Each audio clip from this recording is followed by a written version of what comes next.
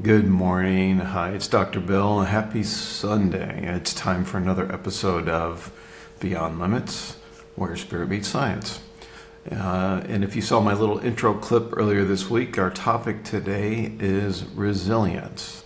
And it's about rising above the challenging situations we may encounter in our life and not letting those break us down. So if you're trying to accomplish anything, or if there is one universal truth in the universe, and that is that things change. As human beings, many times we want to hold on to everything, keeping it the same way because we don't want change. We don't want chaos. We don't want disruption. But if you're trying to achieve anything in business, in your personal life, or move anywhere to achieve something, it doesn't matter. You're always going to come up against challenging situations. It's how we move through those and how we become resilient. Now, there's a spectrum of challenges that happen in our lives. Some of them could be, mildly irritating, or it could be so profound that it has massive change in your life. And we all experience many of these on the spectrum, I'd say. For myself, I've been down this road many times. So when I was thinking about today's topic earlier this week, it doesn't matter what you're doing, but myself as an entrepreneur and as I'm moving through what I'm doing right now with NutriSelect, for example, you do hit the wall sometimes. And for me, it happens at the wee hours of the early morning, where I'm up very early anyway, where it's quiet, it's just myself, and then unfortunately, I'm sitting with myself and I'm thinking about all the different things that I need to do. I'm sure you've been in this situation before. But the question is, how do we stay resilient when it feels like everything is crumbling? Doesn't matter, like I said, whether it's in business, if you're a founder or an entrepreneur, it's a whole nother level there for that. Or maybe you're navigating a deeply personal storm. And that could be many things: loss of a relationship, an illness, or something like that, loss of a loved one. So we'll try and dive into this episode to get to the heart of it, what it takes to rebuild, to reimagine, and rise above those, or move through those situations as we encounter them in our life. So let me kind of share a story, personal story anyway. And before I get into that, let's just kind of sit with this concept of resilience for a moment. It's not just a mindset, okay? Think of resilience as your core brand value, okay? And it's not just a mindset, but it's a spiritual and practical path forward. And like I said, today I'm going to share some stories, and I'm going to outline a 3-part framework that you can use to move through those challenging situations. And then we'll have some reflections somewhere along the way in terms of what you can do to move through those situations. And then maybe contemplate where you are in your own life and what you're dealing with. Resilience is not about how much you can carry. It's about how you recalibrate when the load shifts, okay? And no matter what the situation is, you can apply these tools we're going to talk about today. So like in 2008, I think I was traveling. I started several companies. I'm in my 9th one with NutriSelect. But I was working on flying back home from a business trip. And I think it was early 2008, and I was coming back from Florida to Dallas-Fort Worth, Texas, where I lived at the time, and I found myself sitting there in the plane. I was in the back of the plane. There was nobody else in the row, and I was just quietly meditating, looking out the window, and very stressful. I wasn't sure about my other business at that time. I think that was my 6th venture at that time, some years ago. And I was just all of a sudden, in my ear, it seemed like someone was like next to me, said, "Bill, you're going to have to lose everything before you get to where you're supposed to be." And it kind of took me back. It shocked me a little bit. It's like that inner voice that we have sometimes that we don't always hear, except when we're in those quiet moments where we're contemplating and going within, and something within inside of us speaks to us, right? And those are the moments we want to get to, because this is part of how we can reimagine and rebuild where we are, whatever the situation is we're faced with. So I thought to myself, no, this can't happen to me, right? This is not possible. Yes, the business wasn't doing well. The marriage was on the rocks. All that kind of stuff was happening at the same time. But nevertheless, I just kind of put it to the side and give it a lot of thought, and didn't really think much of it. But I had a hard time accepting that was going to be the case. However, I will have to say, in some subconscious level, I knew that there was going to be major change coming in my life. So maybe it was a premonition, a prequel of what was to happen. Sure enough, things kind of struggled along for a while, but it was in 2009 things started to fall apart at the end of that year, and then into 2010 to the point where I lost everything. I lost my house, 20-year marriage, and my business, and I had nothing, to the point where I was actually living in my tent out of my truck on somebody's property. Somebody was kind enough to let me pitch my tent. I didn't have a home, and when you lose everything like that, now this is an extreme situation. Now most of us will not be faced with that sort of scenario, but I did learn some things from that. Okay, it wasn't that it was too hard for, how do I say it? It was extremely difficult, and it made me reevaluate everything in my life. It forced me into that situation where there was no other option, and on some level it was a relief, because everything was released. There was no responsibility. There was no job to do, nothing. It was like kind of the purest form of being with yourself. And it does force you to think, and you'll find out when you go through these challenging situations like that, who are the people that you can depend on or count on in your life. And it got down to, I could count the number of people on one hand that truly loved and supported me at that time of my life. And that was eye-opening, because people you thought that were your friends, people you thought were family that supported you, suddenly weren't around.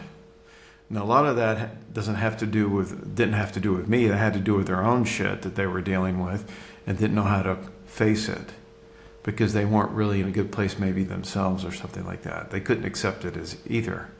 So you're going to have those situations where you're going to find out who your true friends and family are when you're hit the wall on really challenging situations. It's inevitable. You can't avoid it. If you're going to go through life at all, you're going to come up again. You can't avoid these sorts of situations. But how you move through them is the key. So it wasn't resilience that got me through. It was what resilience made possible. So in the extreme example of this, it was what made possible that paved the way to where I am today. So you have to pivot. And when you hit these situations like that, because things are changing. And so you have to accept that. And sometimes that's hard for us to do. Our egos don't want to do that, but you have to accept those things and then pivot and move to what it is. For me, it was moving from a scientist to a spiritual leader in a more profound way. And really moving working as an executive to being a founder and doing my own companies. And it brought into question a lot of things, whether I was supposed to be doing that. And I've talked about this before, but let's say you're setting a goal for where you want to go and you have some vision of where that is. It doesn't necessarily mean that that's exactly what you're going to achieve. It just means that's guiding you on the path, because the journey is where all the magic happens. That's where all the things start to happen. So I want you to reflect for a moment and think, well, what has been your darkest moment? What did it begin to reveal about who you truly are? This is really key, because these moments where we're of reflection, where we're able to go within, is what moves us to the next part of our path, where we pivot to. And sometimes it's scary to do because it's unknown in terms of where that's going to take us. But yet we do need to move into that, right? So think for a moment, what has been your darkest moment? What did it begin to reveal about who you truly are? And for me in this situation, it was what I've been through. I know that I can go through anything. There isn't anything that I can't go through and not move through it. And that's true for life in general. The biggest fear that people have at the core level is a fear of death. And so even though you may go through this really challenging situation, it feels like you're dying. Like for me, not having a home and all these things, it felt like I was dying, right? And some people don't survive those changes and don't recover from that, unfortunately. But the human spirit, the spiritual being within you that's having the human experience, is incredibly resilient. And you can go through more than you think you can when you're faced with a situation. Maybe you have to be forced into that to the point where you have to really, really have no other option but to actually take that next step. Now, it doesn't always have to happen that way, but it did for me. So losing everything was an eye-opening experience. So let's move into talking about this three-part resilience framework. Okay, there's three parts to this, and these are tools that we can use when we're faced with these situations and how we move through it, right? So part one, the first part is mindset and inner tools. Mindset and inner tools. What's in our toolbox? What do we have within us that's gonna that we can tap into, right? And it's really what's within you. So let's start with reframing. Every collapse carries the seed of breakthrough. Whether it's a personal tragedy or personal situation you're moving through, or it's in business. As an entrepreneur, I've been faced with these seeds of breakthrough where I've had to pivot to change what I was doing for the business, because what I had envisioned and started there on that journey isn't what was unfolding. And you have to be able to pivot, and pivot quickly, actually, and really move through that. Don't sit in that chaos, in that mess that you're sitting in. You want to get regrounded in purpose, okay? And you may ask yourself, how do you do that? Well, there's inner practices, obviously part of your spiritual practice I talk about. It's breath work, okay? Yoga is actually good breath. There's good breath work with yoga. It could be, it's meditation, it's prayer, it's journaling, okay? Or maybe it's just silence, sitting within yourself. A lot of people can't just sit with themselves, okay?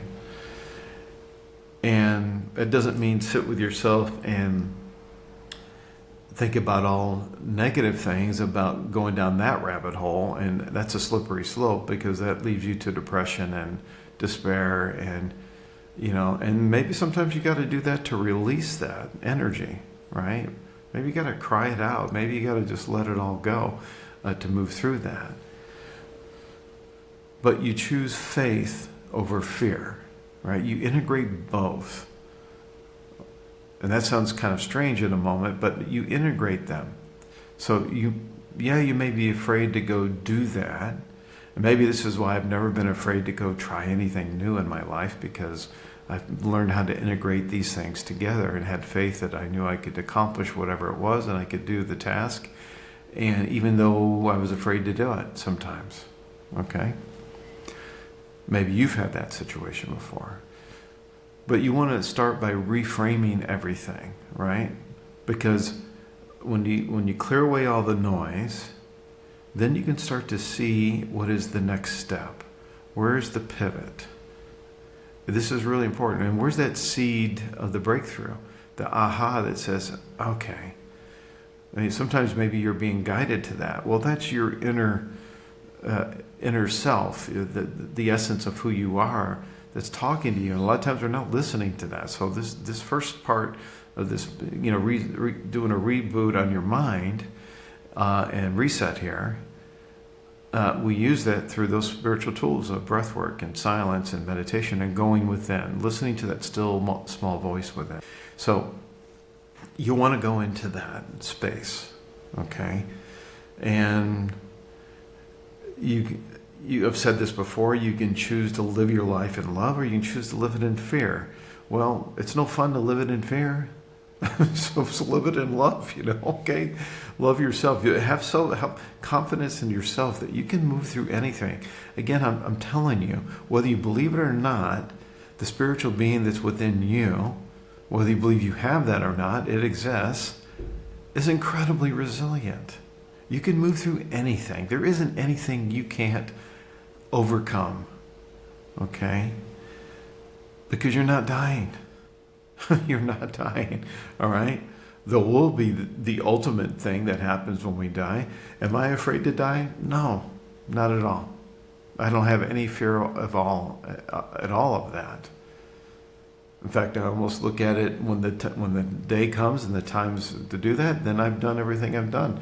You're shedding everything in this material world that doesn't really have any meaning. You can't take it all with you anyway.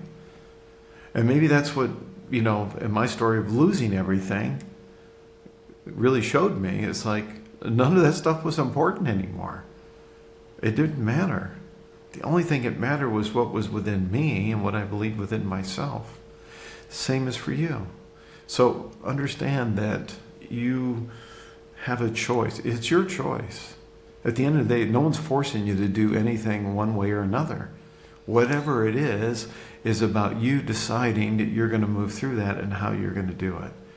And that means reframing it.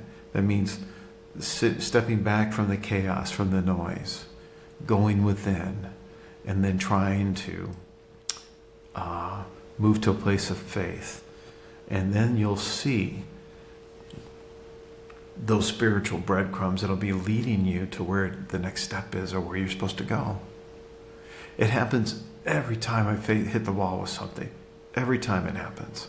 I stop, I move within, and I do that. And the way presents itself, always. And ways that then you get the aha and you say, oh yeah, that's right. This is what I need to do next. Or suddenly someone will call you, or I get an email or something like that renews your faith that you're on the right path. So what belief, this is for something for you to think about on this part one, what belief about yourself or your path needs to be let go so something truer or something real can emerge? What is it you need to let go of that's holding you back, that is keeping you in this state of chaos, of not being able to move through? You already know what it is subconsciously. So it's like I knew when the voice said you're going to lose everything. I was like, no, I didn't believe it. But the reality is that all needed to happen. It all needed to happen. Because there's an ultimate goal of where I end up, where I want to go, and my vision for my whole life of where I wanted to be. And so maybe you have that for yourself as well. And you can't possibly imagine all the permutations of that path of how you do that. The reality is you can't. We don't have the mental capacity or brain capacity to do that. Only in faith we can. All right? So let's talk about part 2, which is practical stabilizers. All right? What are some rituals that you have that root you, that ground you? Is it movement? Is it Tai Chi? Is it yoga? Is it getting into nature? Is it music? Is it cooking? What creative expression do you have within your life? Something that you enjoy doing that when you're in that, you feel really grounded and you feel present, and you suddenly don't see the chaos or feel the chaos that's going on around you, maybe, right? Again, this is a choice for us to move into that sort of scenario. And we rebuild our rhythm, okay? We create simplicity out of the chaos. So we can do that by returning to those rituals, those things within us that we do. So for me, it's meditation, of course, but I love going out in nature. If there's actually a frequency of just listening to the wind blow through the leaves. There's a frequency that has this reset or regrounding purpose. Maybe that's why, when you're sitting there looking at the trees and you're seeing them move and you start to move with that. And I remember this movie, I forgot what the name of it was, with John Travolta, where something happened. It was like a brain tumor or whatever, but he thought he was getting messages from the universe or something like that. But his brain was, he was moving into the state. It was sensationalized, but he was moving to the state, and one moment he was feeling the trees and seeing them move and feel the wind. That experience is real when you're out in nature. That's why I love going camping and hiking and being out. I've done that many times on my own. A lot of times we don't want to be alone, or, hey, get rid of the phone. Get rid of the technology, okay? That's not going to root you, by the way. All right, that isn't a place to rooting. That's just, as they say, doom scrolling. Don't get sucked into that rabbit hole. Get away from technology. Leave your phone. Go away from that. I love to cook. I love music. I'm a karaoke singer. You've probably heard that before. And I love singing. And just the energy of music and feeling the music and moving and singing or whatever, some sort of creative expression there does that. The other thing I like to do, if it's a more quiet activity of creative expression, is I do Japanese sumi-e black ink painting, okay? Which is an art form it's a meditative experience.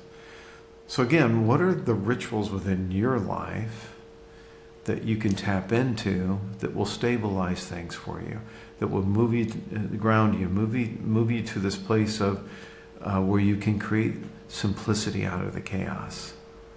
And you ask for help from mentors, professionals, any aligned guides that are like that. And in business, maybe you want to revalidate your vision. Like I said, I've had to pivot on my companies, or the vision of what I thought the company was going to do had to change.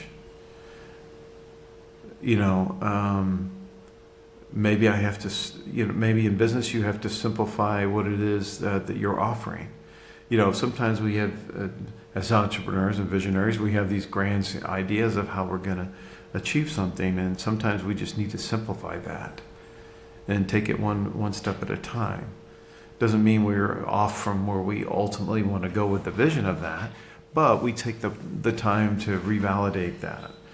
And that could come from outside of us. That can come from talking to mentors or other professionals. Well, you'll know who it is within your life that you can tap into and talk to.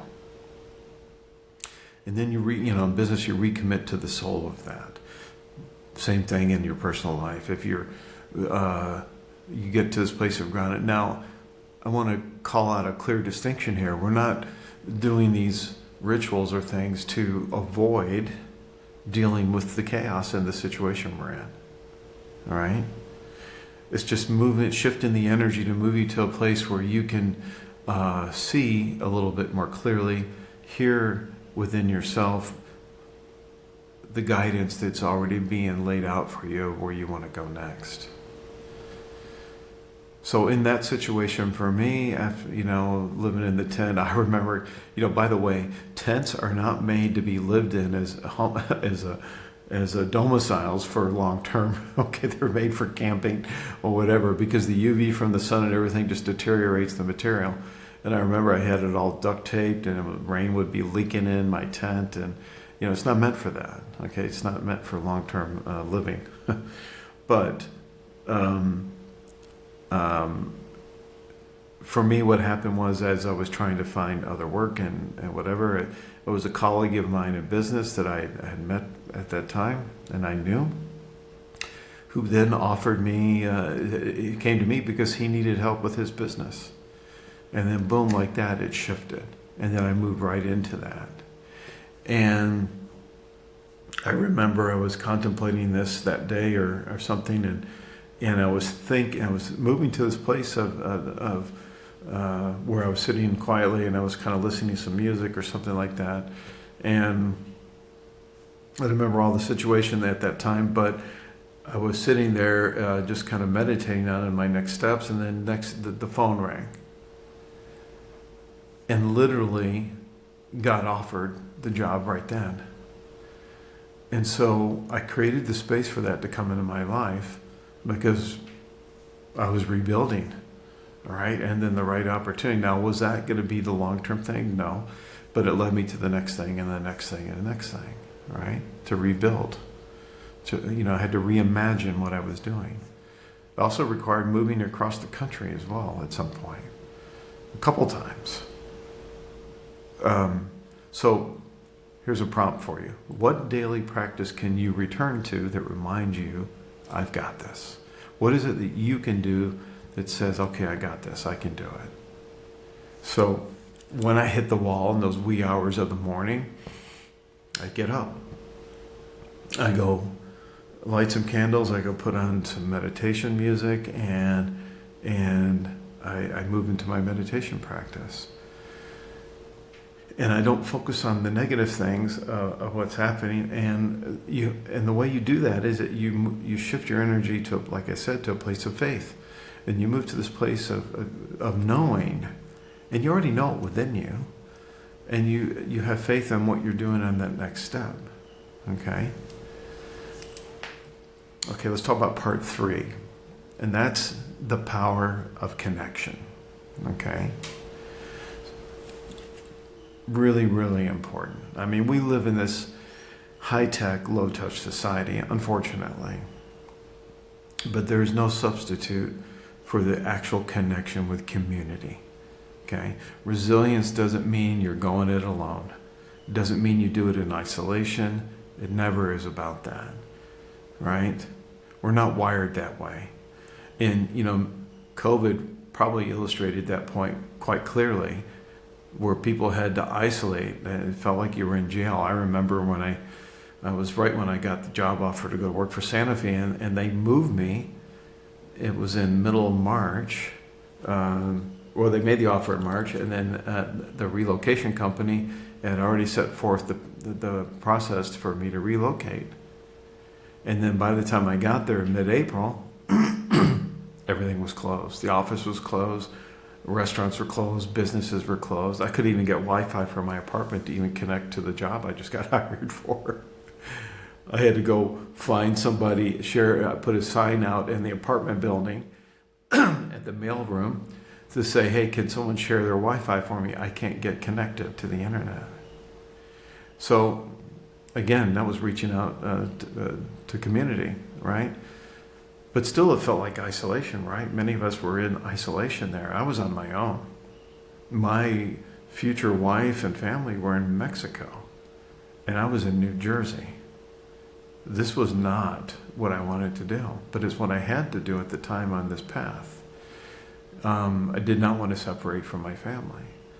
So sometimes we have to make choices or sacrifices for the overall good of the situation. But this power of connection is really needed. We're wired for it, right? And being vulnerable, I think we're taught this, especially my generation, whatever. My dad was pretty tough. You didn't show any kind of vulnerability. But the fact that I'm doing this podcast and sharing with you these stories is making myself vulnerable to you. And some of you will understand it and embrace it, and some of you will be critical about it and will say, well, why didn't you do this? Why didn't you do that? Well, I've heard it all, guys.